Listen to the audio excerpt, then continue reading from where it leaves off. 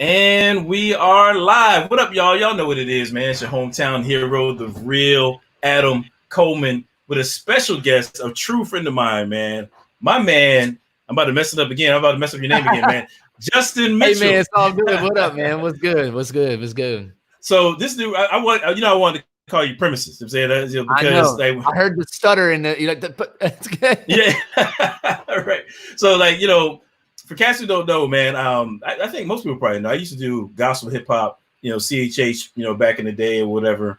And one of the dudes that I met along the way, who has always stayed true to Christ and stayed true to his calling from then till now is my man right here. I used to call him, he used to go by the name Premises. You know what I'm saying? So that's how I knew him. But now I got to switch it up. Call him by his government name. You know what I mean? So I'm with it. Premises Justin Mitchell. How you doing there, bro? What's going on with you, man? How you feeling? Man, I'm feeling really good, man. Thank you, man. It's an honor to be a part of what your platform is doing, and just thank you, man. It's what's crazy is that as much as you remember me as Premises, every time I talk about you, I'm like, yo, Scott Lane. Right. Hey, Scott. So we met each other through our artist aliases. So we both have this right. I think just natural knack to just say when we see each other, we're like, oh, no, that's Scott Lane. No, that's Premises. Right. That's Premises. Right. And it's funny because actually when I started doing Apologetics, I started using my real name because I was doing like some author stuff. Yeah. And I just had to make that shift. And like when I changed it up on Facebook, like Cass was like really upset. It was like, yo, I thought Scott Lane was your real name. Like, that's not your real name. You know what I'm saying? I mean, I'm talking about people that had known me for like years. You know what I'm saying? That's had no clue. I thought it was your real name at one point, but like you told me, nah, it's not. And I remembered, okay, it's not. But I always Scott Lane just sounds like an actual name. Like it just Exactly. You know what I mean? So yeah, man. But yeah, it's good to have you, bro. It's good to have you on here, man. Now, before we really get into everything that you're doing and what you bring to the table, I gotta ask you this question, man. This is a burning hot question, hot off the presses, right? So I posted the thumbnail. I posted, for this interview right here, and you had like the blue bandana on, man. I guess it was now like this one. It's black. Oh, yeah. Okay, because see, the question was like, are you banging blue? Are you a Crip man? Like, we weren't sure, bro. I had to, I didn't know who I was bringing on to the show. I'm like, man, last time I hung with him, I didn't think he was in the game like that. But this cat is flashing colors now, man. So I didn't know if I should refrain from using like bees and stuff throughout the show. I was trying to more insinuate, the battle that's going on later tonight, Snoop. You know what I mean? Snoop and DMX. True. I'm rolling with. I'm over here with Snoop right now. It was old to Snoop. I feel you. Okay. Nah, that's dope, man. That's dope, man. So yeah, tell the people who you are, man, and just kind of like just your story in terms of how you came to Christ and kind of move into what you're doing now. Yeah, no doubt.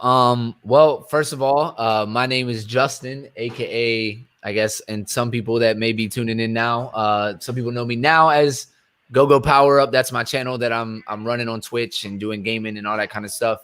But other people know me as Premises as well. Like Scott was dang it, see, Scott, I just said it. As Adam was just talking about, man.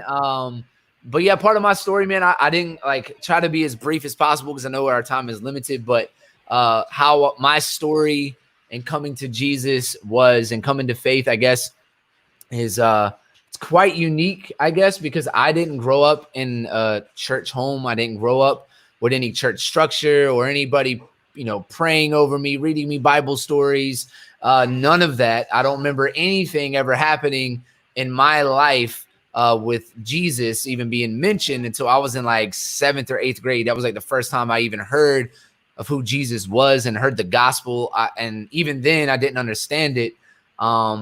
And I kind of quit going to church and stuff. How I got to church, I guess, in that sense, too, just to add to this, was my love for sports and my competitive build in my family that my dad was always putting and investing into me in sports. And so, like, I had friends that played sports and they had a basketball team for their church.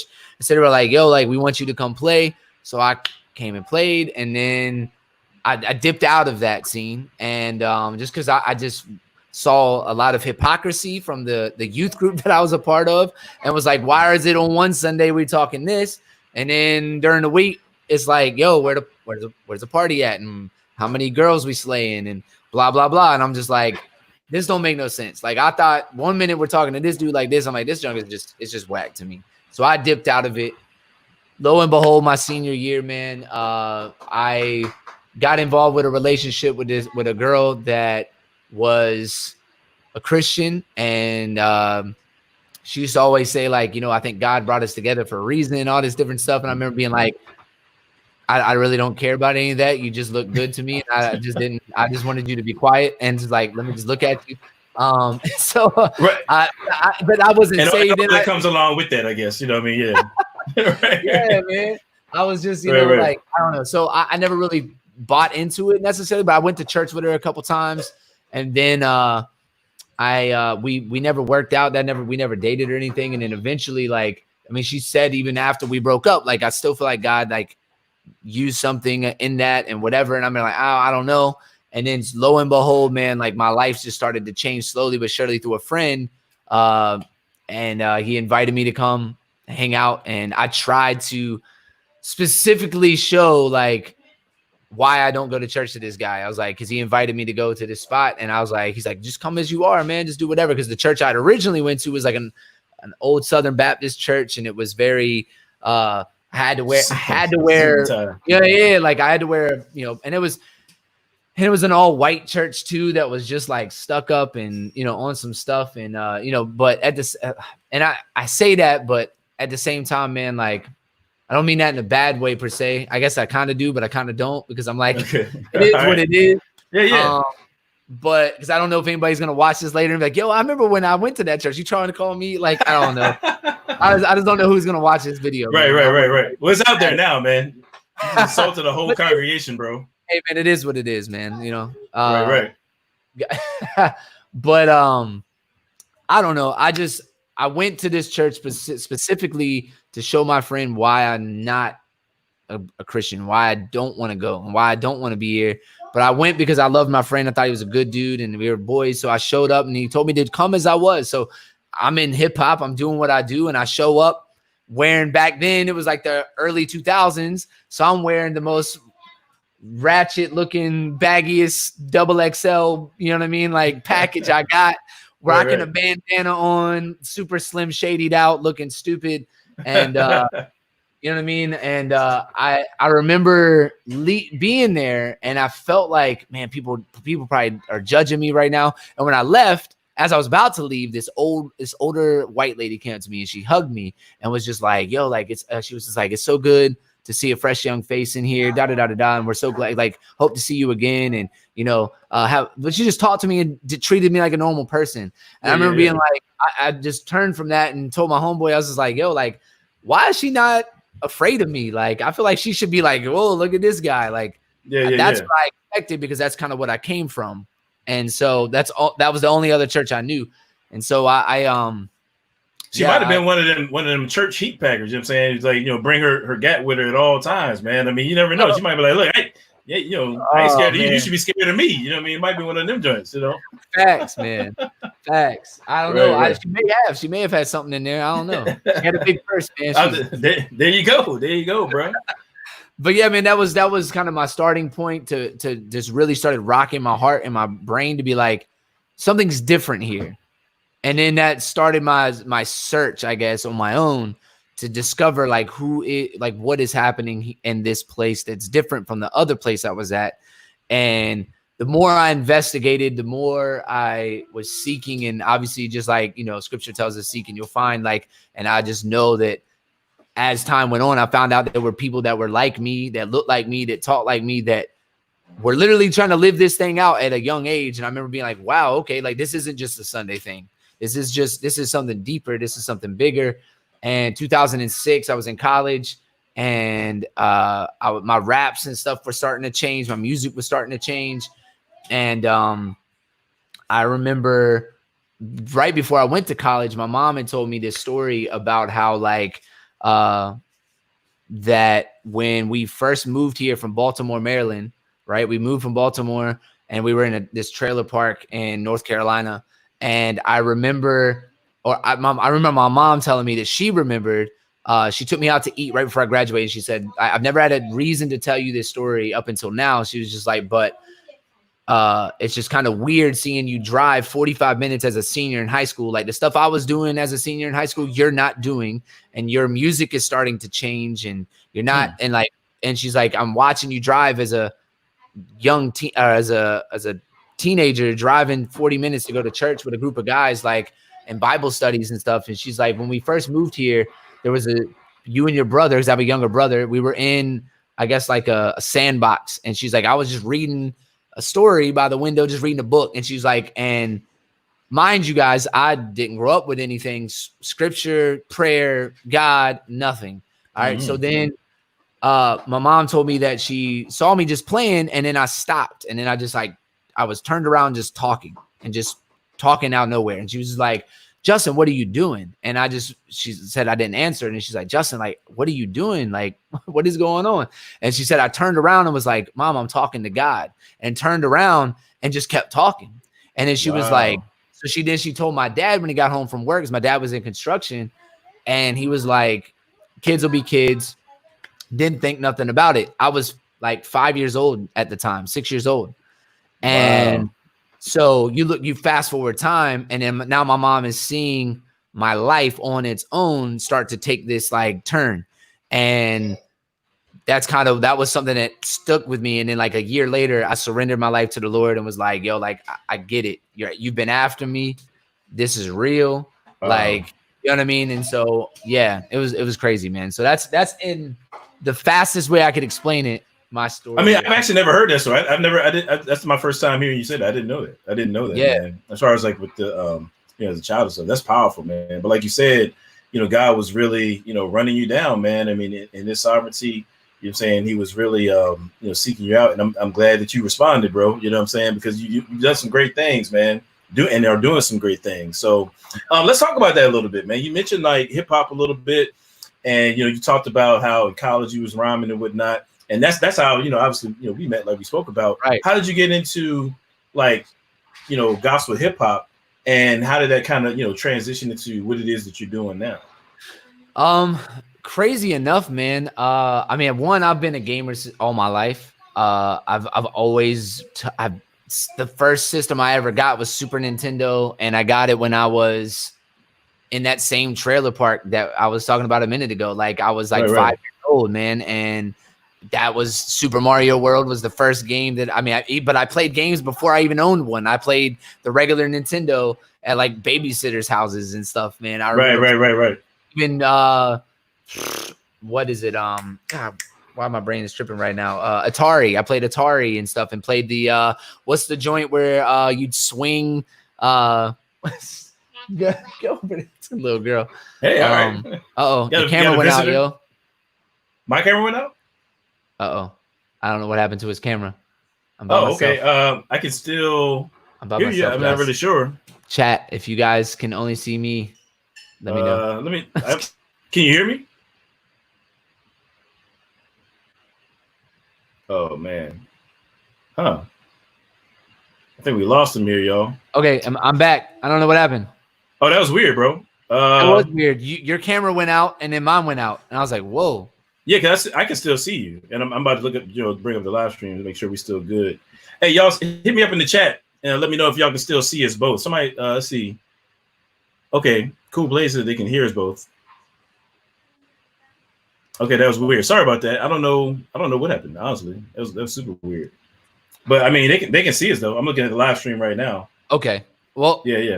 I basically, man, I played games all my life, and then I guess hip hop transitioned for me, man. Like I got into hip hop like around probably like 5th or 6th grade, man, is when the first rapper I ever heard that made me want to rap was like original old school Flip Mode Busta. Like, okay. That was like the originator for me that made me be like, yo, I want to do this. Like I used to take the instrumental version of like some of his singles that I would buy, and I would try to rap Busta Rhymes like in my room. Like I would like listen to the original, and I'd play the instrumental, and I'd try to memorize it, and I would try to rap it. That was kind of my starting point, if you will, the bug that was planted. And then I wrote my first like real rap, I guess, in like 7th grade, and then with a group of friends, we wrote some stuff. And then I just went off to college, man, and I fell in love. I fell in love with hip hop early, so like I'd always messed around with it, and then I quit sports and everything to do music. I literally, like, I wanted to do this, and I left basketball, which is that's what I love to do. But I got out of basketball because I was just like, I'm good, but I feel like I really love music. I love this. Right.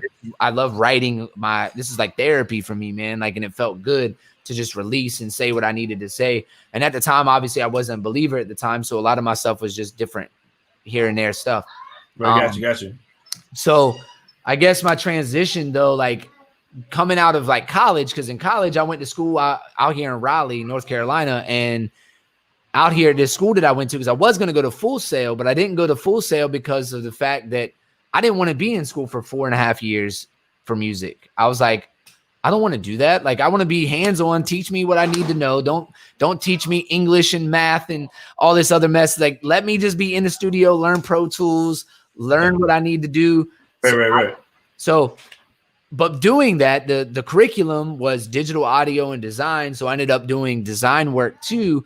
And I remember being like, why do I need to do design work? I'm a rapper. Like, and that's what I'm trying to learn how to produce and make music. Like, I don't want to make this. I used to draw when I was a kid, but yeah. That's not really my art form anymore.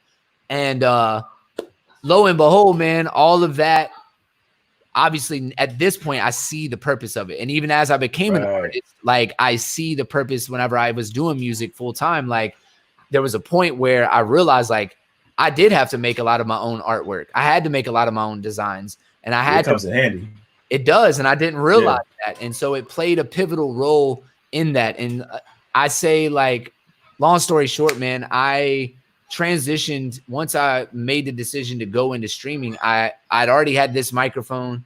I had a bunch of stuff already from my music, and I realized most of that stuff was already stuff I needed to stream and to do the gaming stuff. Yeah. So I just needed a couple other things, which I, sold off other stuff that I wasn't using anymore to make way for the stuff you see kind of behind me and the stuff that's in front of me that you can't see, but that makes it happen, you know what I mean? So, but yeah. Yeah, it's dope. It's funny because that's kind of like how my story was. I mean, obviously, I was rapping as well. And so it got to the point where I was recording my own stuff and trying to put out what I could to make a difference. And it did come to that point. And actually, this might take me in a slightly different direction. I don't know. If you don't want to answer this question, you feel free not to. Yeah, no, you're good.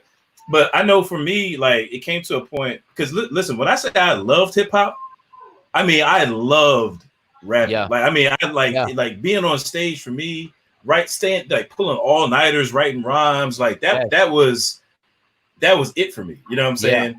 I love doing music, and so like I really like when I was doing it, I gave it everything that I had. You know what I'm saying? I gave it everything that I had, and it came to a point where I realized that God wanted me to do something else. You know what I'm saying? It was like the stream was kind of drying up, so to speak, as far as music wise. I mean, the talent was there, but it just wasn't clicking right. I felt like I was always a step behind in terms of getting where I wanted to go. You know what I'm saying? In terms of music. And I ain't gonna lie, man, like when I realized like God was doing something different, you know what I'm saying, that he wanted me to do something different, like I was hurt, bro. Like I was like, I really went through like real, like, bro, I'm not trying to be dramatic, bro. It was like I was like went through like a real like grief period, bro.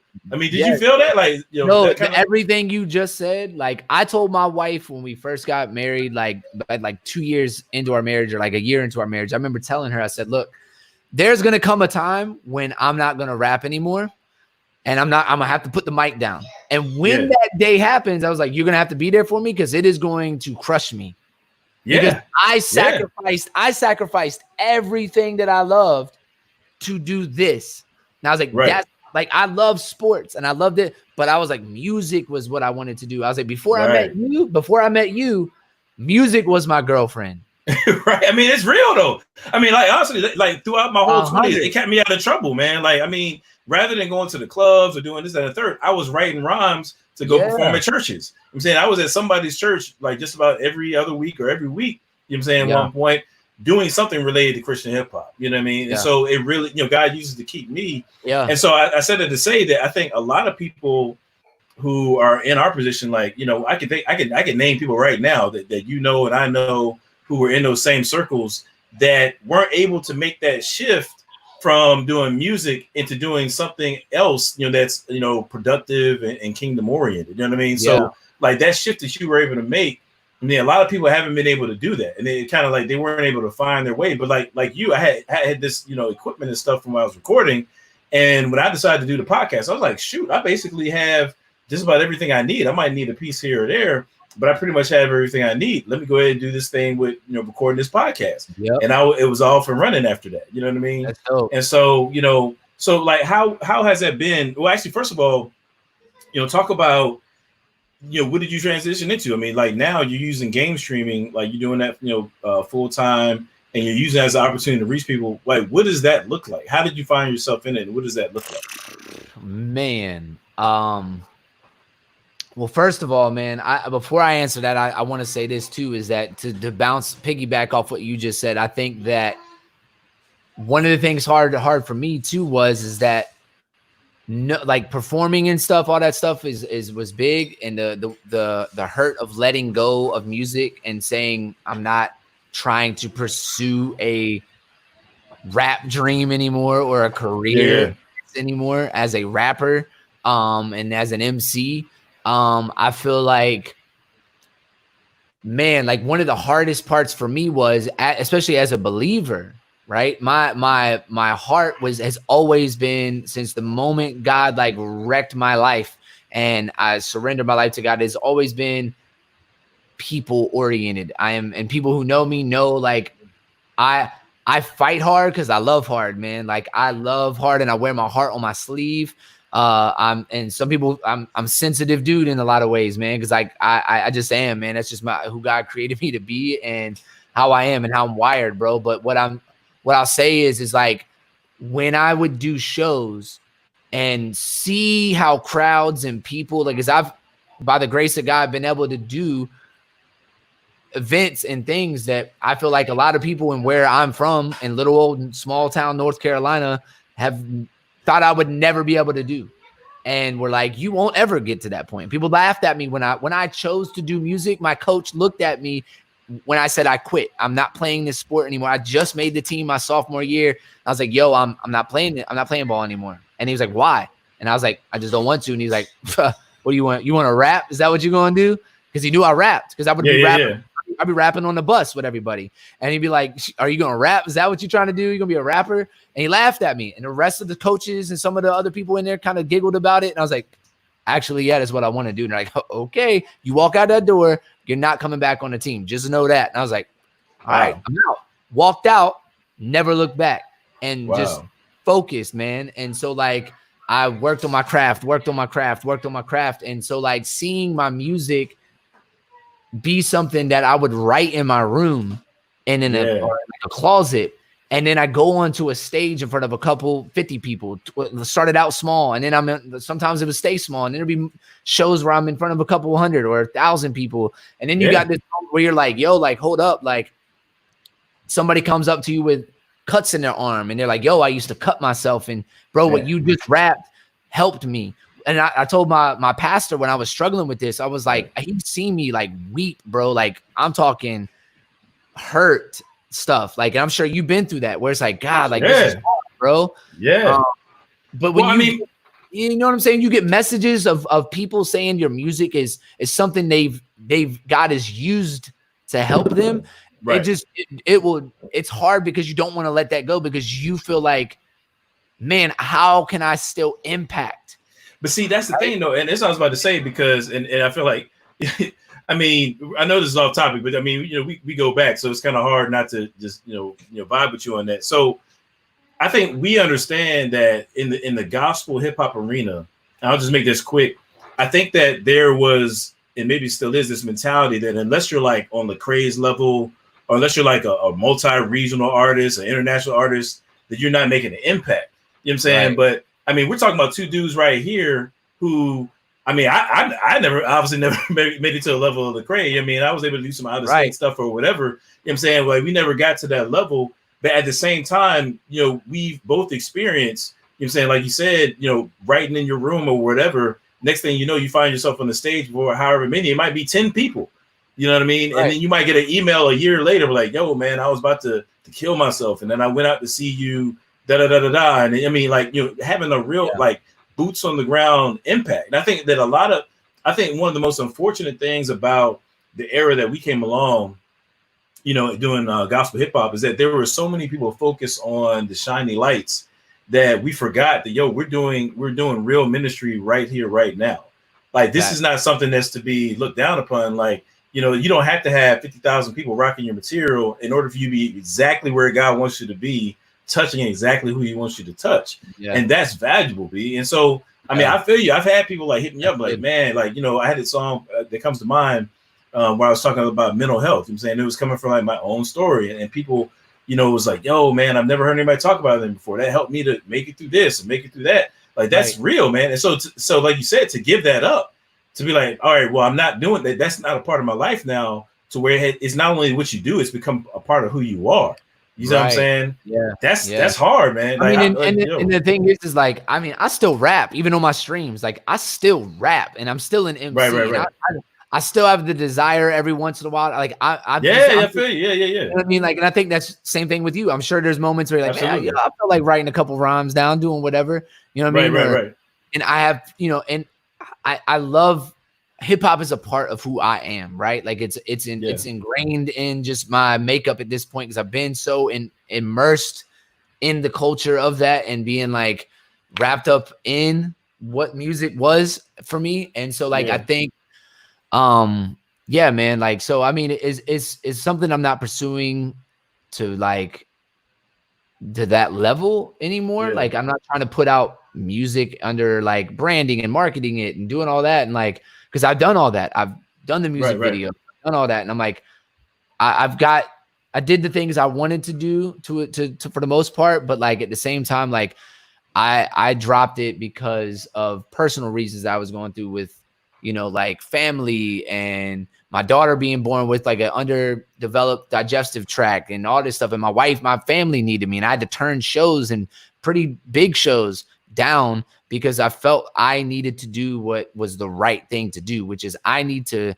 be here for my wife right now. So my wife was trying to live out her dream at the time. And I'm like, she had supported me doing what I love to do. And I'm like, I want you to live your dream too. Like, just because, yeah, it's my dream, but I'm not going to you got a dream too. You know what I'm saying? Yeah. That's real. So, and that was hard. That was something I had to go through. And so I went through my spell of depression through that season where I could feel music slipping away from me. Yeah. And I did not want to come to terms with it at all. Like I was like, I wanted to hold on even with the finest of threads. I'm like, no, it's not going anywhere, bro. Bro, I'm gonna tell you, man. I remember the last show that I did where I was at this church at a youth event. And it was something like for me being on stage, it's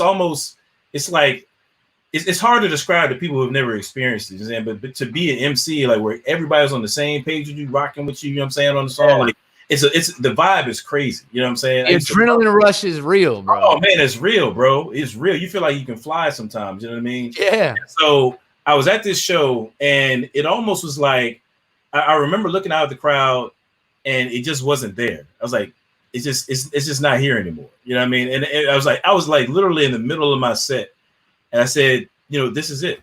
You know what I'm saying? Like this is my last show. Like I feel it. You know what I mean? I knew it was over. You know what I mean? That's so weird because I had a show about 2 years ago that I remember that verbatim feeling. Yeah. It's real. It's weird. Because I left that show.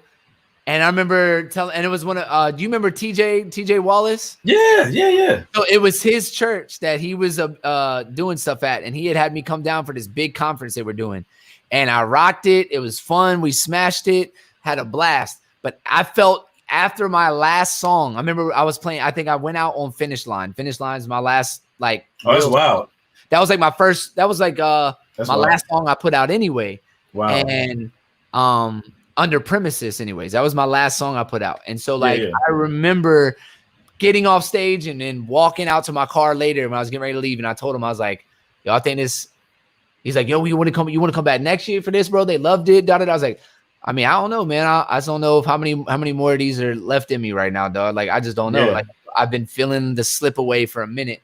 Yeah. And, but yeah, the gaming stuff, man, like that's where, the transition happened because I needed an outlet, man. Like, cause I lost my job in 2018 because I worked a job in 2018 that I didn't really want to do, but I needed to do. And I made pretty good money. It was in sales. I lost my job or they let me go in January because I didn't make enough sales in January of 2019. And then I think it was right at the end of January. And so like, I was kind of left high and dry. I didn't really know what to do. My wife has a pretty decent job, but like I was trying to figure it out. So I was just taking whatever I could for graphic design work and doing whatever I could and then putting out resumes for several months.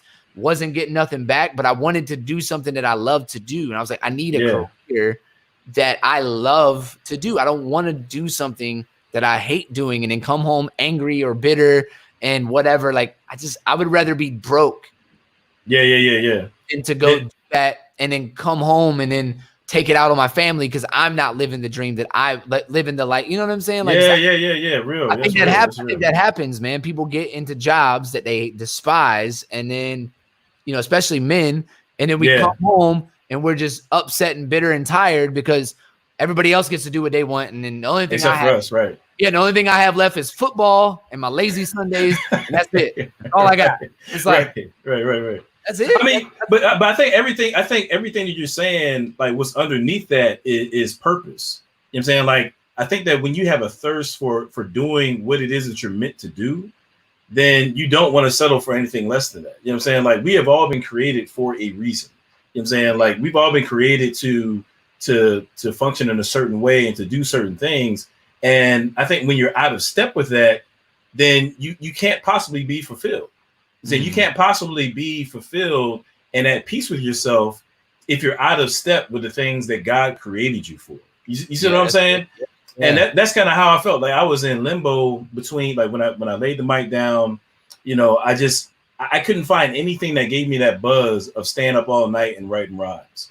You know what I'm saying? And until, shout out to my man Tim Stratton of Free Thinking Ministries. Until my man Tim Stratton, I had met him online and we was building or whatever. And he asked me to write an article for Free Thinking Ministries, Apologetics Ministries. And I was like, all right, that's cool. I'll do it. You know, I was pretty hype about it. But when I sat down at that keyboard and started writing that article, it's like the light switch, you know, came on. Yeah. It's like, oh snap, like there's that buzz again. Like this right here, this is it. You know, this is what and mind you, it's probably like 1.5 to 2 year gap between that and me doing music for real. And I finally found like, oh, this right here, I can invest myself into it. And from then on, it's just been 100%. Like, so was it like that for you when it comes to game streaming? You know? Man. Yes, it was, bro. Like it's very, because I would go to, and the job I was working at before I got let go, like it was very high end business sales job. So I was selling to like big time resorts and hotels and all this stuff. So, but we're on the phone. We're not like presenting in front of people, but they expect us to wear like different. And I was just like, this is just not me. And then like, this is no joke. I would be on the phone and you're in a cubicle. So everybody can hear you as you're talking and they can hear you if you screw up and sound like an idiot. All right. So, which is already kind of intimidating in and of itself, into a new atmosphere, selling a product that I'm not 100% convinced on anyways being worth the money that we're charging. Cause I could sell, like Cassidy said, I could sell salt to a slug if I believe in it. Okay. All right. Cassidy bars. All right. Shout out Cassidy. But like, no, but for real, like if I believe in it and I, you know what I mean? I can sell it, but like, I just couldn't with this thing. But there was moments where I'd be on the phone and I remember saying something and my management would come to me and be like, hey, so when you say like, all right, like you can't do that. Like the way I would say certain words, I just had that natural slang to how I would say stuff. That's just what I do. And so when they would I would get critiqued about all this stuff, and that was so hard for me because no one else struggled with it. Right. Here was just a bunch of blue-collared white dudes talking about this stuff. And I'm like, I can't do that. Like, it's not me. Like, and a fish out of water, basically. Yeah, so hard. And so, like, I went through several months in the beginning of really fighting, like, should I be here or not? And then I worked my way through it, and I pushed through it, and I made it work for over a year, which that was by the grace of God, because my God, like, I probably should have been let go before that, but I was on there until January. When I got let go, man, like, I remember that same feeling of like, because I was searching for that, like, because I knew I let music go, but I'm like, I don't know what to do. My boy asked me this, and my pastor, he said, if you could do anything for the rest of your life, what would that be? And I was like, I just want to help people, man. I just want to love people. And if I could sit down in a restaurant and a coffee shop or just whatever, and just talk with people and hear their stories and come alongside of them and just help them and minister to them and be there to just help lead and guide and direct when needed. And just, you know what I mean? Like, that would be, if I could make a job out of that, that's what I would want to do. And then lo and behold, I get on streaming and I start playing with it, and I start realizing, like, that's exactly what this is. I'm literally here meeting people, sitting down across from them. They're just on their phone, and I'm having an experience, and I'm creating an experience for them to not just enjoy, but to engage in, right? And have this. And like, I was like, yo, like, I can use all of my creative pieces that make me unique, and I can put them all here, not just rap, but I can rap, I can play games, I can be goofy and funny and silly and stupid and do all the things that just make me who God created me to be for the world to see, and allow people to see Justin Mitchell as his full self, and not just be the Christian rapper that people just put up on a pedestal because he's a rapper, and he's this, oh, well, you got to rock a stage in front of 1,000 people, so you are a celebrity to some people. Or it's like, right. What are you talking about? Regular dude. Yeah, exactly. So yeah. But I mean, that's so dope, man, because, and I think a lot of people, as we kind of get more into, the game streaming aspect, which obviously is why you're here. But when I think about what you're describing, I mean, you have an audience you have a captive audience. I'm saying you have people that are interacting with you. You have people that tune in to hear what it is you have to say and experience what it is that you bring to the table.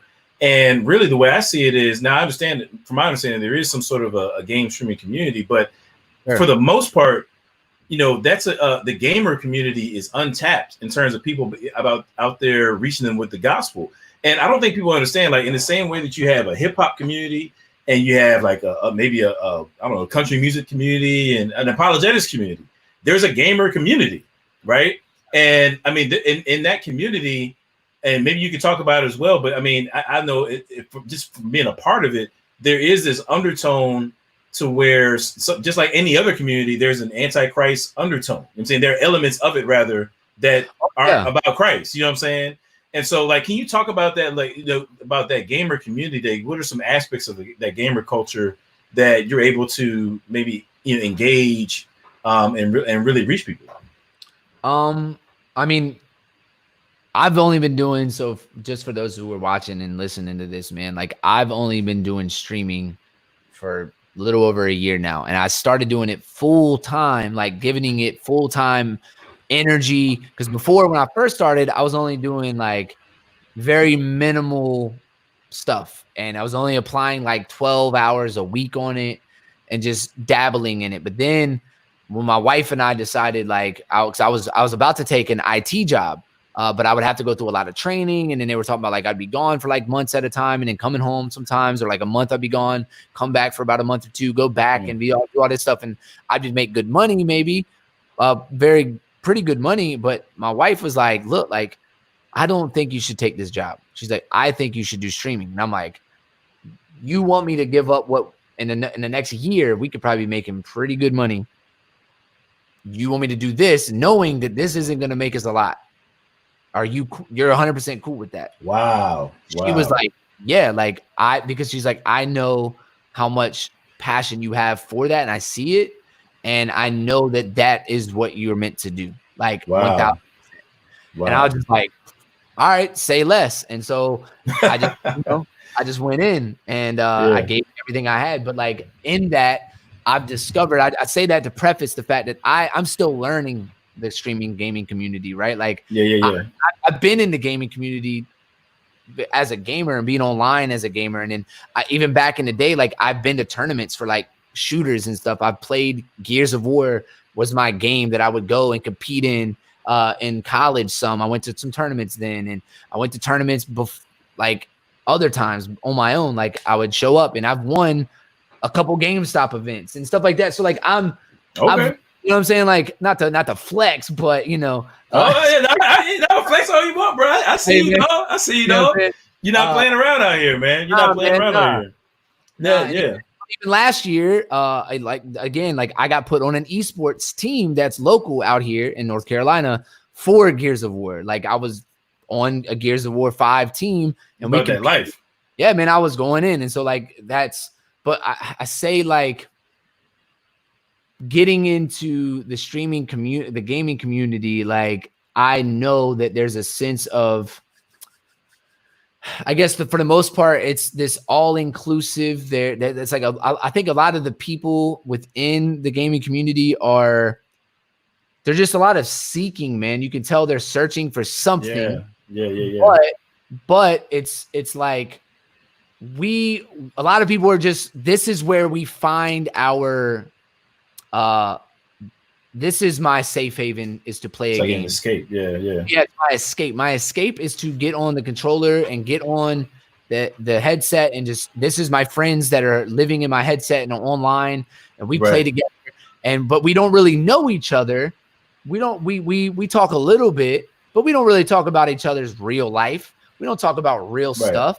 We just talk about very surface level stuff, similar to a lot of Christians too. I ain't gonna front. There's a lot of Christian relationships that are very surface level. We just talk about the Bible, and but we don't want to talk about the real stuff that's going on in our life. We don't want to talk about the real.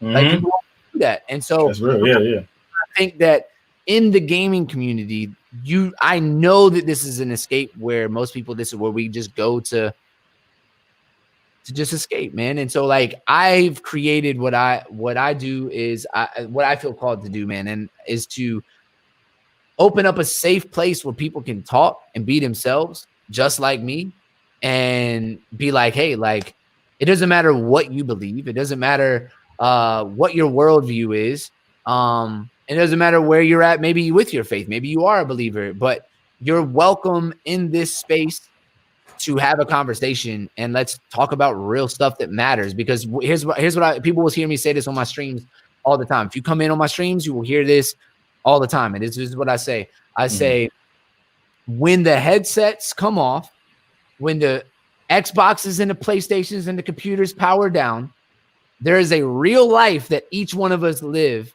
every day outside of this machine. When we unplug from the matrix, there's something happening. Right. And so my thing is that you can either come in and engage in what's really going on, or you can continue to run and escape. That's dope. My urge is that everybody that like the whole go power up thing, it's a double entendre, I guess, or like just this dual kind of meaning. Yeah.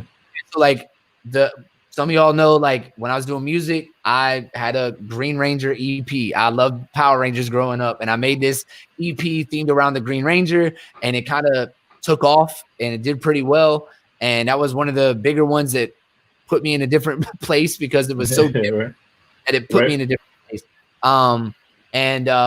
But I kind of embraced that, and I was a cosplayer, so I was going to Comic-Cons, and I was doing that as a thing to reach people with the gospel. I was using what seemed foolish, right? You dressing up as a Power Ranger, that's stupid. Yo, but first of all, my suit looked fly. I don't care what nobody says. All right, bro. Okay. That junk looked clean. It looked like I hopped right out of a movie set. Right. Real. But I would go there and use that as a tool to bring people in and then talk with them about the correlation between the Green Ranger and the gospel of how that made sense. And so like with Go-Go Power Up, it is a mix of Power Ranger fandom in me because Go-Go Power Rangers, right? So Go-Go, and then you have Power Up being the Power Rangers had this thing where they would do this thing and they would say Power Up in the Mighty Morphin series. But then there was also bigger than that for me is Dragon Ball. As you can see, I got Dragon Ball stuff behind me. A lot of yeah. Like I'm a big Dragon Ball nerd, and so they power up and take things to the next level and like push themselves past their what they feel like they've hit a brick wall and they can't go any further. It's like, yo, like sometimes you just gotta power up and go. Like you just gotta get it. You know what I mean? Yeah. So with that, I've created this whole thing is like with my community and the what I call the Power Up fam, because it's really becoming like a big old family, man, and it's awesome. And what it is when I say, look, man, at the end of all my streams, all that stuff is like, and when we talk about it, it's like, look, like this channel, the mission for everything about it is to see people powered up so they can go out into the world and make a difference in the world. Like, so that's really, man, like the heartbeat of my streams, man, you know?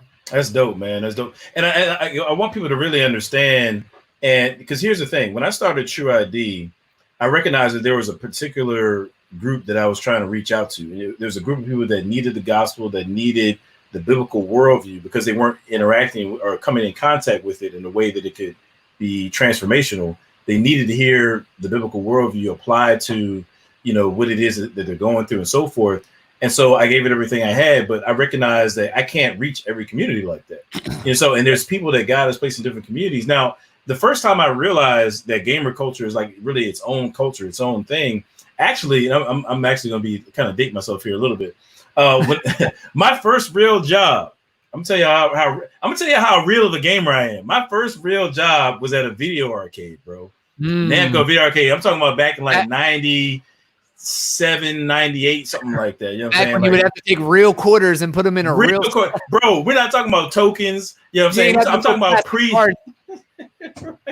Yeah, it wasn't no plastic cards, none of that. I'm talking about that old. I'm talking about when you was gonna play Street Fighter, you had to put your little quarter up there on the screen. You know what I'm saying, to let people know that you had next. That's what I'm talking about. I would go back that far with it. So when I was working at a video arcade, and like my game at the time was Marvel vs. Capcom 2. Hey, classic. Marvel vs. Capcom 2. If I had Spider-Man and Gambit, it was a wrap for you. You know what I'm saying? It was done.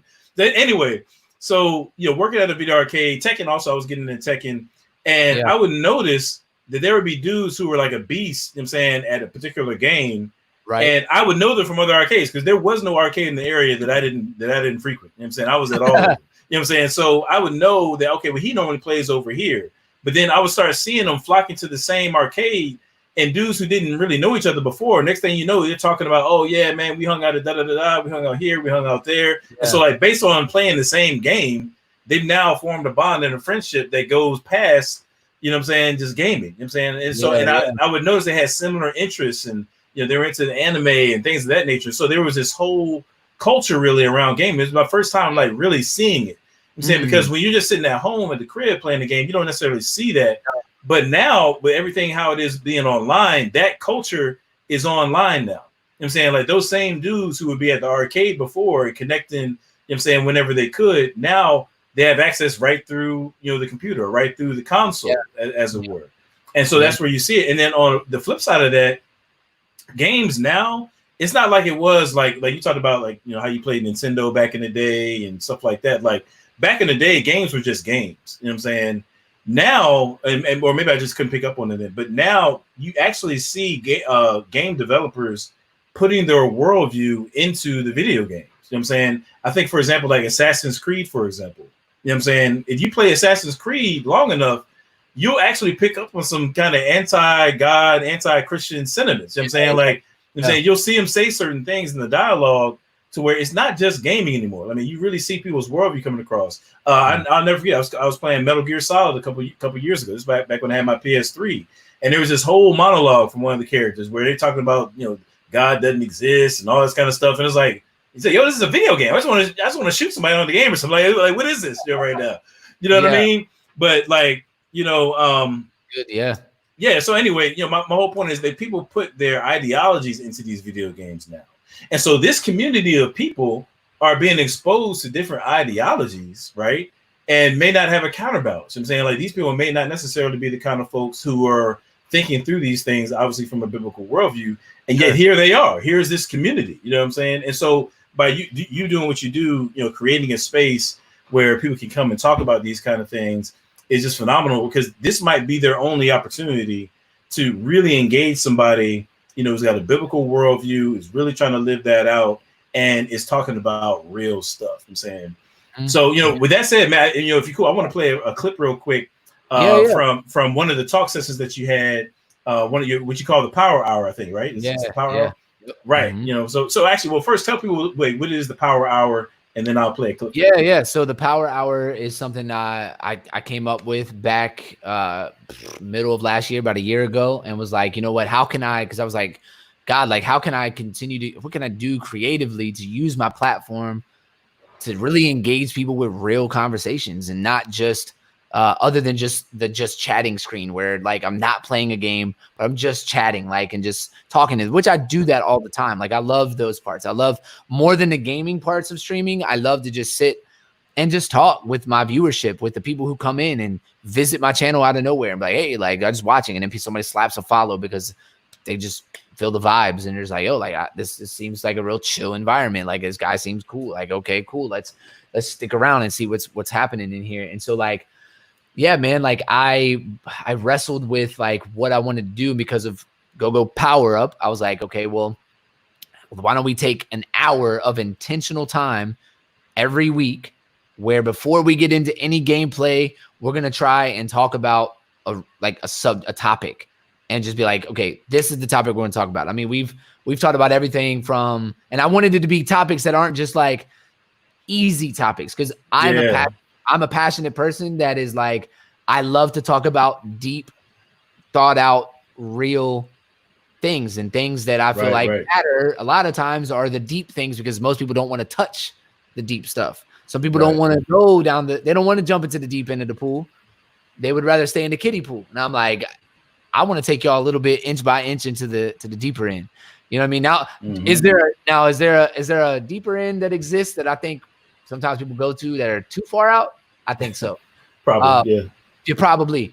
But I think it's safe to be like, yo, go out here and experience some freedom in your life, because the freedom you think you have over here in the kiddie pool is not freedom at all. You have way more freedom when you're over here, and it's a little bit scary at first to walk and navigate, but over here is where freedom and purpose are found for you, my guy. Like, I'm telling you, just let's walk through it. And the people who engage in that, man, has been amazing. We talked about everything from abortion to, faith and religion, and the George Floyd situation, racism, police brutality. We talked about marriage, relationships, singleness, which is what we're going to talk about actually this Saturday as well. My wife is going to join me, and we're going to have conversations with our chat about some marriage topics and some things on that. Okay. It's really dope stuff, man. So yeah, I'm gonna play this clip, man. That's dope, man, because it's like, basically, what I love about what you do is that the video games are really kind of like the bait, or maybe even the background music to, what you provide in these conversations, man. So let me go ahead and cue this clip up here. I'm saying that we're going to take a look at this clip, chop it up a little bit, and then actually I want to get into give me a second. Just a little bit of Q&A. You know what I'm saying? We'll kind of go from there. Do that. All right, give me 1 second here. Make sure my volume's all the way up. Y'all make sure y'all hit that like button, hit the share button. The two friends from back in the day just in here kicking it, man. You know what I'm saying? Yeah. And you're having a ball, man. Love it. So let me see here. Boom. All right. Yeah. Oh, there we go. There we go. I don't know what this clip about to look like. I tried to find the most embarrassing clip I could find. Nah, yeah, you good, bro. Go ahead. All right, here we go. I made a post on my personal Facebook account that spoke to specifically my white brothers and sisters. And like the first half of it was just straight to my white brothers and sisters. And then the other half of it was to my white Christian brothers and sisters. And it was a very forward message, if you will. You know what I'm saying? Like it wasn't super gentle. You know what I mean? Like I wasn't trying to come off super easy, any of that type of stuff. Like I'm just enough is enough, man. How I felt about a lot of the police brutality pieces, and I got a lot of like backlash from a handful of my white family members and friends, people that I know. Just we didn't have the same viewpoint on some things, and just because I took a stand on like the topic and the issue a certain way, it was like, well, are you on their side? And I'm like, what does that mean? Who's talking about their and us, theirs and us, like mentality? Like that's not what, you know what I mean? And like when I see somebody hurt or broken, I stand up. You know what I mean? And that's what I'm trying to do, man, is stand up when I see my brothers and my sisters who are in pain and are crying out for like life right now.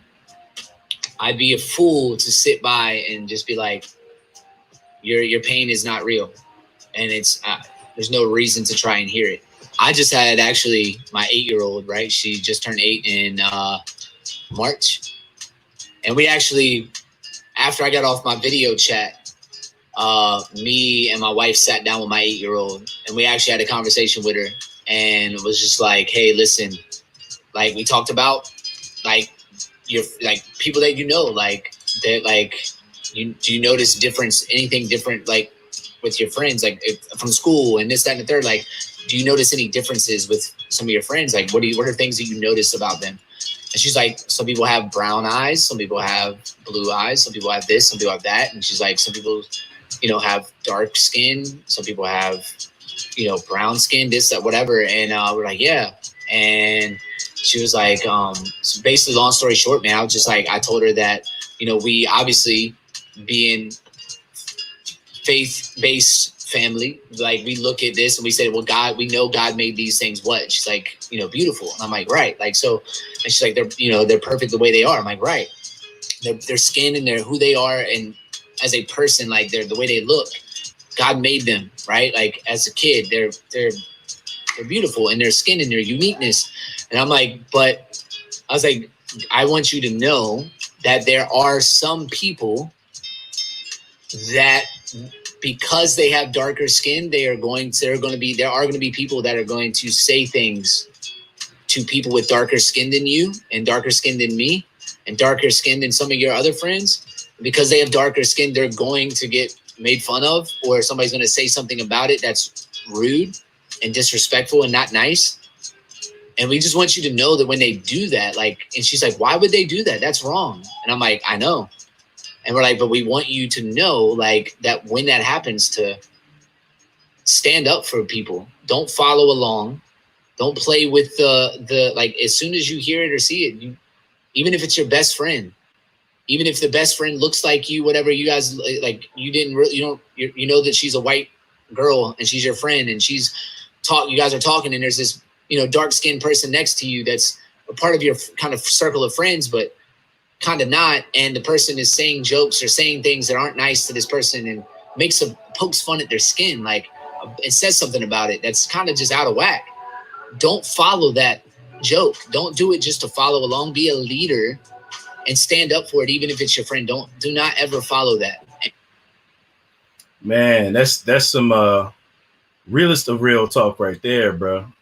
That's some real talk right there. Let me bring you back in here. I think I already did it. Oh, okay, cool. Yeah. That's so dope, man. I mean, I wanted people to, to hear this clip for a couple of different reasons, but I really wanted people to see the kinds of substantive conversations that you can have in the setting that you're talking about. You know what I'm saying? Like, you're not just talking about a bunch of fluff. Like, you're really dealing with some of the more like crucial aspects of what's going on in society right now. And you're giving people something that they're probably not going to hear everywhere else, man. But talk to that a little bit, like, obviously the George Floyd situation is what you were dealing with there, and just dealing with racism as a whole.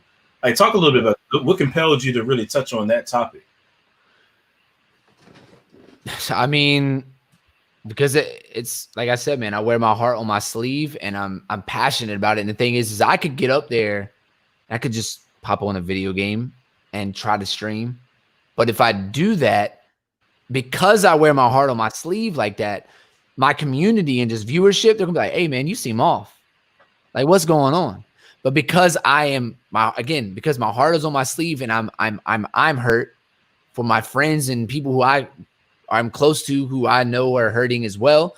And it's affecting what I'm going through and what I'm seeing responses on and whatever, right, on social media. It's like, I can't put on a fake face. You know what I'm saying? It is a very hard thing for me to do. So people would be able to read through that, and then I would just have to either try to lie my way through it, and that's not me either. So I'm like, I'm just gonna, like, when I'm like, all right, this is what's happening, I'm like, let's talk about it. Yeah, that's dope. That's so dope. Yeah, you know what I'm saying? Like, and the funny thing is I know there are Christian streamers that I personally know, that are afraid to do what I'm doing, and they've been streaming for years. Interesting. Really? Like, I mean, like, I got to ask you about that. So is that because they feel that they would lose subscribers, or like, what is that? The thing is like, a lot of people aren't gonna. I don't think they haven't told me verbatim what that is. Okay. But I would venture to say, because it's, again, most of us as believers have been conditioned to not talk about what's happening. Right. And specifically racism, right? In this context. Right. We have no problem talking about sex before marriage. We have no problem talking about, you know what I'm saying, drugs and alcohol and all these little, you know what I'm saying? We can go up in a congregation, homosexuality, whatever, and be like, oh, we'll shoot it all day. But the moment racism gets popped up as sin, and we need to talk about it because that's an issue. Oh, we don't really want to talk about that. Right. I'm gonna tell you why that's biblical, man. It's so dope. I've been thinking about this, right? So check this out. Ephesians chapter 4, verse 15. Now watch this, right? It says, I'm just gonna start at 15. It says, instead, speaking the truth in love, we will grow to become in every respect the mature body of Christ, who is the head, that is Christ. Right? Now watch that. It says, by speaking the truth in love, we will grow to become in every respect mature. So being able to communicate truth to one another in love is tied to the maturity of the body of Christ. You know what I'm saying?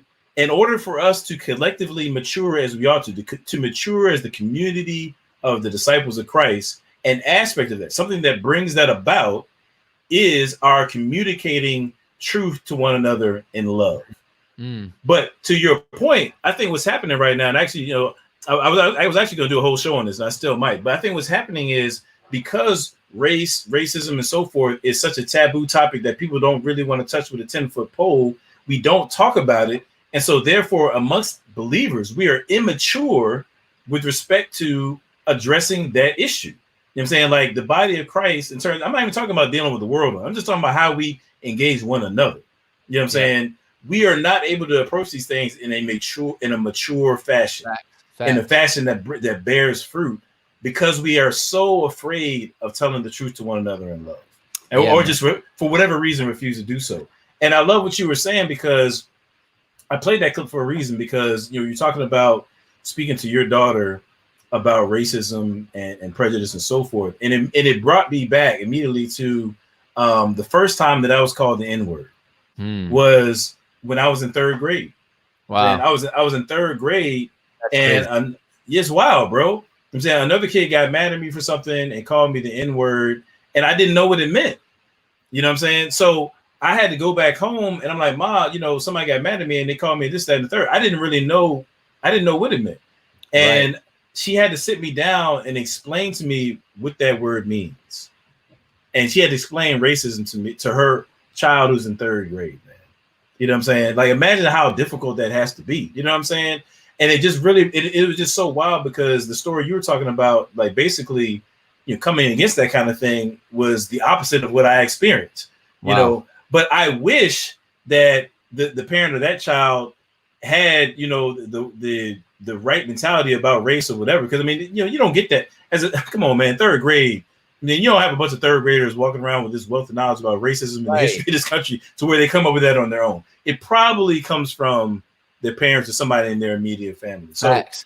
I wish that parent of that child was like you and was saying, no, look, regardless of what people out in the world are saying, where we stand on is that these people are made beautiful. These people are made in the image of God. You know what I'm saying? And I just thought that it was so powerful, man, how you was able to really speak on that. And I would encourage people to actually go, listen to the remainder of that discussion. You know what I'm saying? But it's actually on. It's about to say I have the whole, so you don't have to hunt it down. I mean, it's on my YouTube channel, so people can go and just click and watch the whole thing. So they, you know what I mean? And it's no doubt. Actually, I'll put the link in the description of this right here, so that way people can go watch it, man. And I would encourage people to, definitely go and subscribe to YouTube, subscribe to you on Twitch as well. But before we get to that, man, are you cool with taking a couple questions? I know we got to get you out of here in about 5 minutes, man. So I wanted to get a couple questions. So as always, y'all know what it is, man. We can do a little Q&A. Anything you want to know? Any questions? Whatever. I'll answer. Yeah. Anything related to the topic, you know what I mean, for sure. And we'll take those questions first, and we'll take super chat questions, obviously first and foremost. That's how we do that. Before as people are putting their questions in the chat, go ahead and y'all can put that in there. Well, somebody asked, what is your YouTube channel? Let me Cool Blaze, what up, boy? Cool Blaze, man. That's another one. That's another one of them cats that's like omnipresent, bro. That dude is everywhere. on the net, like he's like an algorithm. You know what I'm saying? Like anything, lives in the Matrix, bro. He is the Matrix, bro. You know what I'm saying? That's another one of them dudes. Him and Nate 2D2, man. But somebody, just real quick, I can just knock this out real quick. Somebody in the chat, I think it might have been. Well, actually, I'm not gonna single them out unless they want to be. But somebody was asking questions about mixed fabrics. They're talking about the Old Testament law. You know what I'm saying? And I think they were related to video games, and they were suggesting that God is against arbitrary things in Scripture, and therefore, how do we know that God isn't against video gaming? And I think that's just a misunderstanding of the Scripture. I mean, in the sense that when you look throughout the biblical text, I'll just stick with the Old Testament, right? When you think about what are ways that an infinite God can communicate His truth to finite people? You know what I'm saying? When you think about all cultures revolve around, have certain pillars of their culture. They have, certain things with fashion and foods are definitely going to be among them. Music might be another one, right? So when you think about the way that we're wired, it makes a whole lot of sense, given that those things are mainstays of any given culture. It makes a whole lot of sense that God would communicate through those kinds of things to illustrate a point. Now, that's why you see in the Old Testament laws, you see things about like not putting dairy products on the same plate as this, or not wearing mixed fabrics. It communicates this idea that God wanted the nation of Israel to be separate. He did not want them to be theologically, culturally mixed with the surrounding cultures, right? He had sanctified them. He had separated them from that, because ultimately he was going to bring about the Messiah through through Israel. And so he had to preserve that culture so that Jesus could, come through, fulfill all the laws, and ultimately, brings forth fruit in the salvation of people from all nations. And so preserving culture, you know what I'm saying, and illustrating this idea of holiness and set apartness, if you will, through mundane things like what you wear and what you eat, makes a whole lot of sense if you're dealing with an infinite intellect, dealing with finite people. So real quick, my man BJ, Benjamin Handelman, I knew he was going to have a question. That's my dude right there, man. Right there. Nice. Yeah. So he said, Tru-ID Apologetics, when are you going to show up on Justin's channel and stream with him? I want to see you schooling him on Marvel vs. Capcom 2. Yeah, I don't know, man. Were you a Capcom 2 guy? Marvel vs. Capcom 2 guy? I played Marvel vs. Capcom 2, 3, and I played the other one. What was it? Infinite or whatever.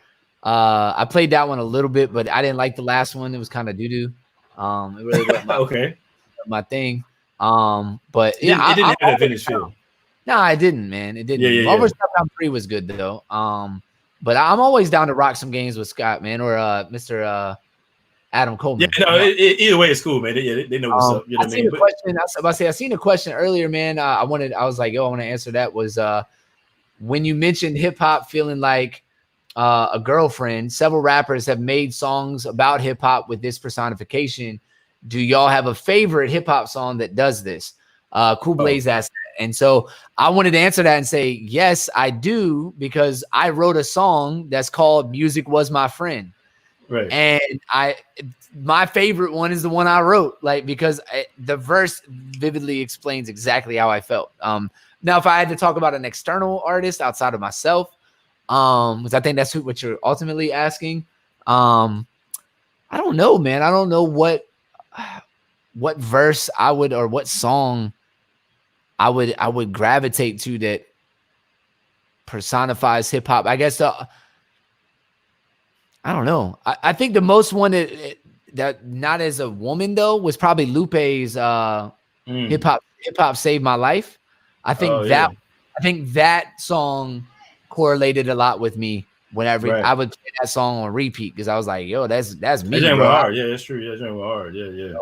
I mean, Common, formerly Common Sense, that was my favorite rapper of all time. So I got to go with, I used to love her. I got to go with that, Cool Blaze also asked, who y'all got tonight, DMX or Snoop? Snoop, I got it all day. Not because I was a Snoop fan. I was not a Snoop fan. But in terms of just hits, I mean, hey, Snoop has a lot of hits, bro. It's hard. Hey. That's a hard road to climb right there, Doc. Hey, after I get off here, I'm live streaming that whole thing. We're having a watch party. We're about to watch. Oh, for real? Okay, cool. Yeah, I know you got to go in a second. I don't want to keep you too much longer. I mean, I got till 8 o'clock is when it all pops off. Okay, cool. Whatever. Right.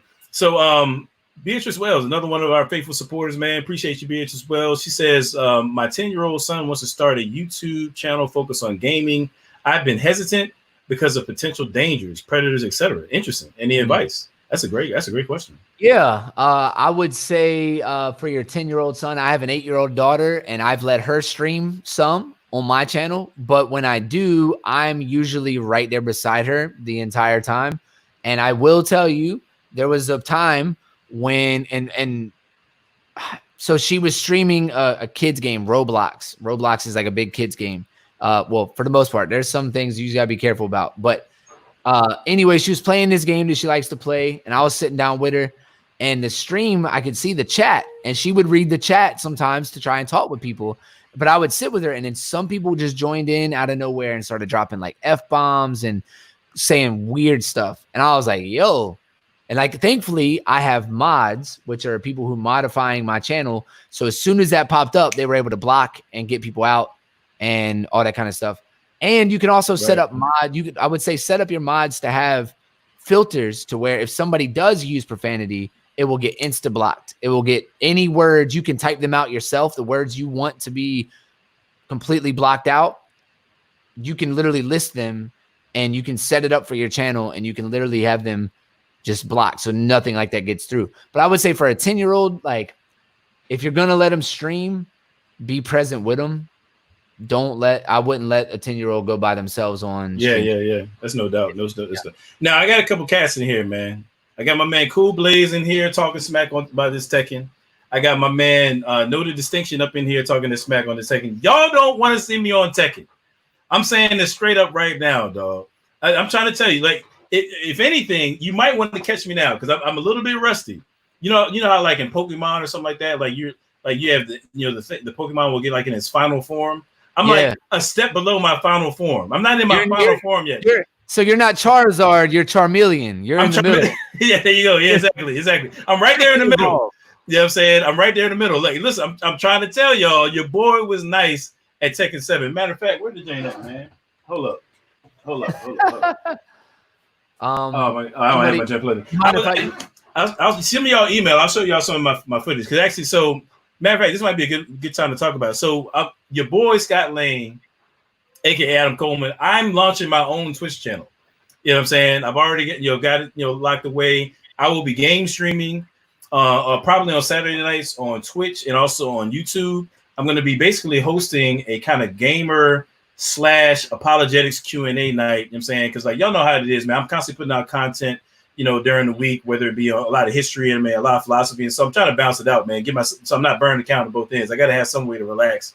And so I decided to create a game stream. You know what I'm saying? So I already got my game streaming card right here. They got the Elgato, got all the hardware I need. You know what I'm saying? So yeah, man. You know what I mean? I've been kind of trying it out a little bit. So I'm ready to go, man. I'll probably be launching it within a week. So I'll let y'all know. Actually, I'll be doing a Patreon only game night first. So I'll be doing that for my patrons. First I'll be doing that. So if you're not a patron, definitely consider supporting and whatnot. At patreon.com/Adam Coleman. But I'm entering the game streaming world, man. I'm getting in it. And so one of the main games I'm going to be playing is Tekken 7 and probably some NBA 2K. You know what I mean? I recognize that people. Yeah. I'm gonna get it in. Tekken, man. I mean, hey, anybody can get it.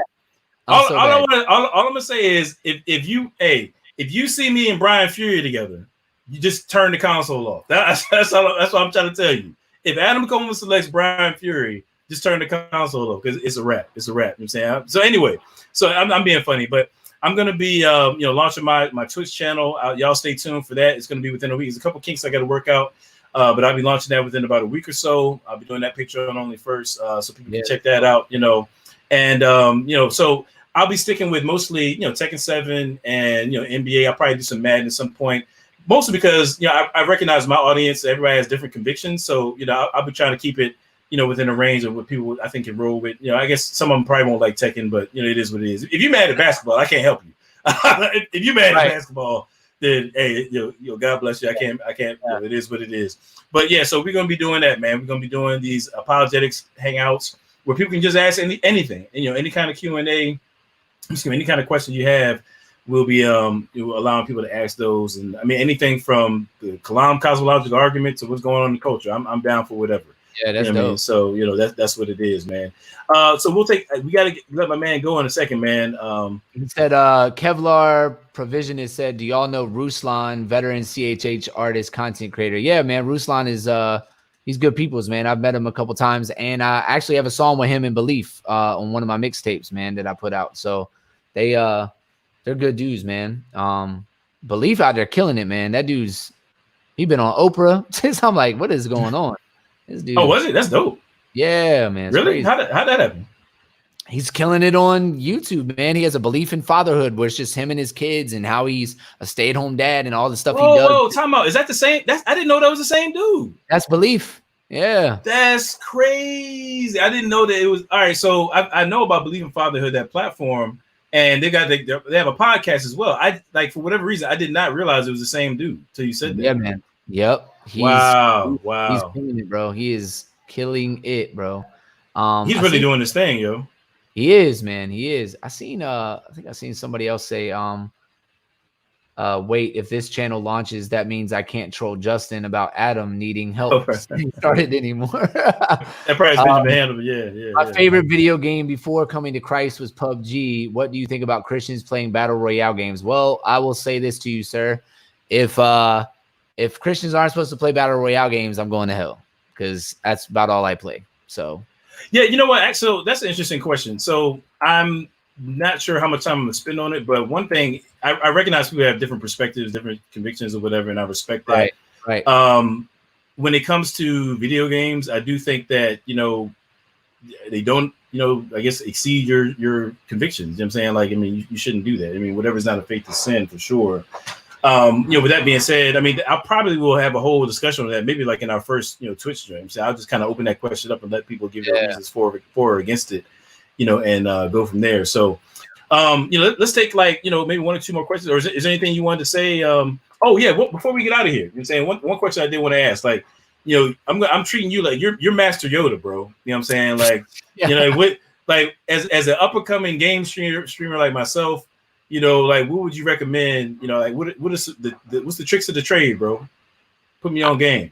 I feel like you got it, man. I don't need to probably tell you much, man. I feel like you got the essentials. You got the video camera, you got the headphones, you got the capture card that I got the same one you got.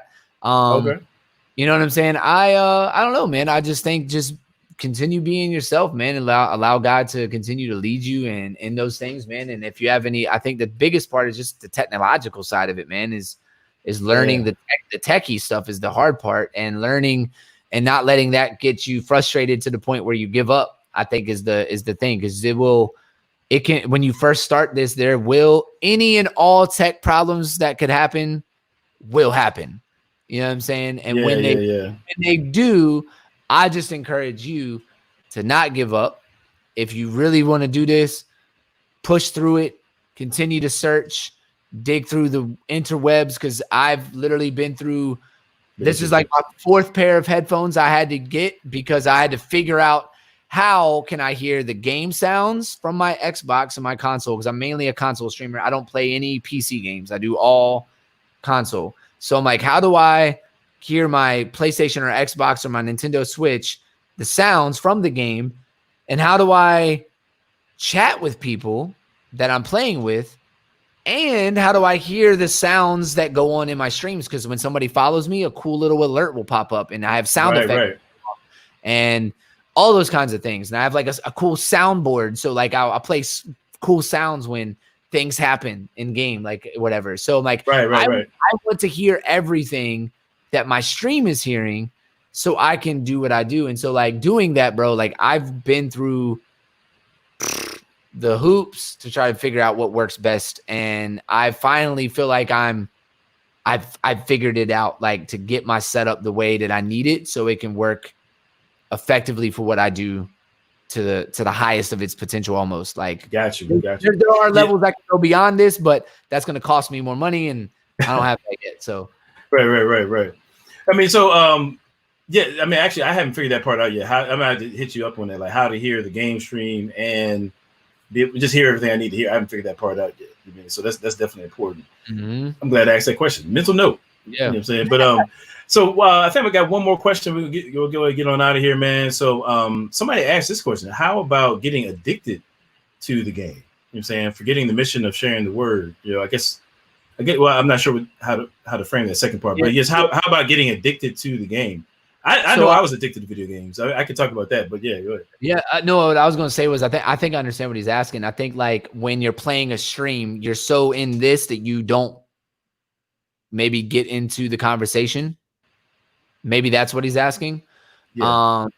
To get into the word or get in with. And the thing is everybody, I think this is the beauty of the body to me, man. This is the beauty that I've learned about the body of Christ, is that, you know, where Adam is going to be a lot more pushing heavy a theology, or like going through a doctrine and like, or like tearing apart like the apologetics of stuff, because that's what his YouTube, that's all the content, that's what his desire is fully on right now, is that. But he's using gaming as a means to meet people and have those conversations. Yeah.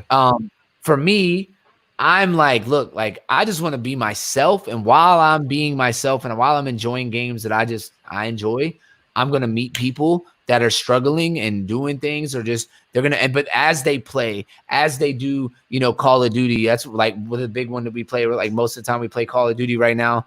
And like Warzone. So we play a lot of that. And then I play Gears of War. That's like and that's super violent. Just right, yeah. Being honest. But I got my call into youth ministry from playing that game. Just being honest, like, and that's another story for another day. If you want to jump in my chat, I'll tell you all about it. Yeah, we got to answer that question. That's for sure. Yeah. But like, bro, like, yeah, man. So I try to open it up as I just play games, do what I do on those things, and then allow people to meet me and then see for themselves, like something's different. This dude he's not dropping cuss words every 5 seconds like all these other streamers. He has a wife that he talks about a lot, his kids, like, and then he does this power hour thing, and he talks about some tough topics. And then as I'm talking about those topics, they find out that my worldview is shaped around the scriptures. And then I talk about God. I talk about my relationship with Jesus, and I talk about some scriptures in it. But I'm not out here to be that. For me, I don't feel compelled and urged to completely just Bible thump everybody. I don't want to do that. That's not what I want to do. Now, somebody else, I know other people who are they don't barely even game. They just have Bible studies every day. And I'm like, that's awesome. I at some point I plan to do a Bible study on my stream at some point. I just don't know when. I just have to figure out when like I want to do it and how I want to do it. I know that sounds stupid probably, because like, dude, just freaking do it. But I'm just trying to make, you know what I mean? Like, I want to make sure that I'm doing it with the right heart, and I'm doing it with, you know what I'm saying? Like the timing of it, man. I believe there's a right time, right spirit, right place for everything. And so, I don't know, man. That's kind of where I'm at with it, man. I think everybody has their lane that they're running in their race. So mine may look different than somebody else's, you know, and your convictions may be different than mine. And so is what it is, you know? Got you. Well, hey, man, I appreciate you coming through, man. Somebody asked me, am I leaning towards PS5 or the Xbox Series?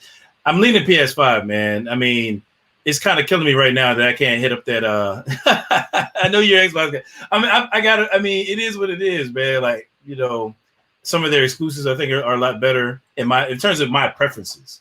You know, but it may depend on like how much this live thing pops up. I might end up having to get both just so I can keep up and do what I got to do as a game streamer. So we'll see what happens. But I mean, like you said, I'm just using, you know, game streaming as an opportunity to, you know, open up conversations about the kind of things that we talk about here on the channel all the time, and just kind of make it more non-threatening, you know, deal with some apologetic stuff in a real basic way that can relate to people and hopefully make a difference. You know, I can't believe like my mods didn't get on me, man. Like I have like extra lights around here that help my lighting, and I forgot to turn them on. I'm sitting here looking like I'm like Batman right now. I mean, I'm coming out of the shadows like this whole time. I'm mad y'all ain't at least bombing me for it. Need to get you a ring light. That's what I got a ring light right here. So yeah, I mean, I got stuff, man. It's just like I forgot to just turn them on. But anyway, that's my fault. But anyway, I'm looking real bootleg right now. You know what I'm saying? But yeah, man. Hey, yeah, I appreciate you coming on, man. Just let folks know where they can find you. We're on Twitch, YouTube, Discord, what have you. Let us know where we can find you, bro. Yeah, man. Well, dude, again, thank you so much for having me on your platform, man. Being willing to share your platform with me, and allow me to just speak into your community and your followers and stuff, people that are up on what you're doing. And because a lot of times, man, I don't feel like I probably don't like in type of discussions that you're in. I'm like, I'm probably over my head on some of that. Like, I'm like, oh, but I love watching your content. I love tuning in and I learn from you, man. So keep doing what you do, because you help me do what I do. Right. So I do what I'm doing over here effectively because of people like you who are able to pour into me on my off time.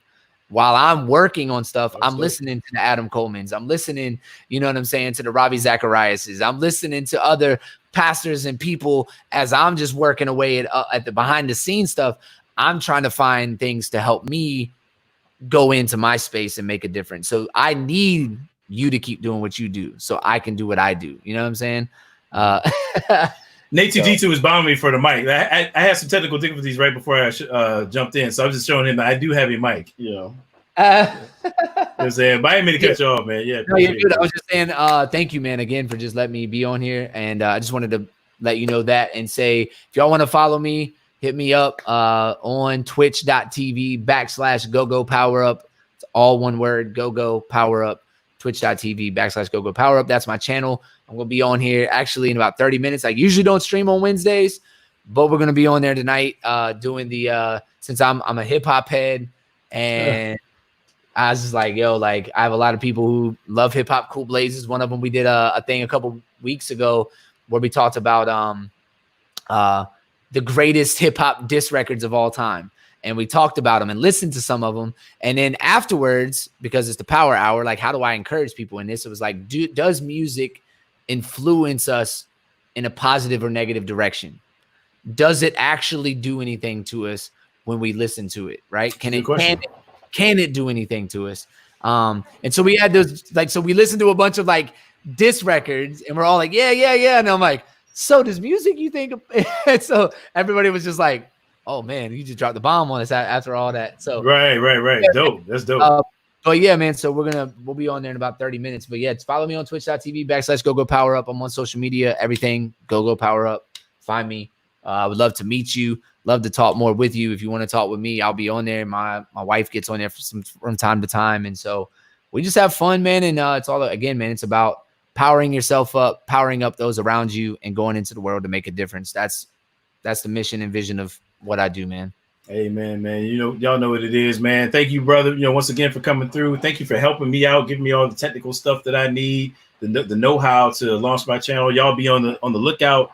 Adam Coleman is coming to Twitch TV. Hey. You know what I'm saying? You know what I'm saying? We also gonna be getting it in right here on YouTube.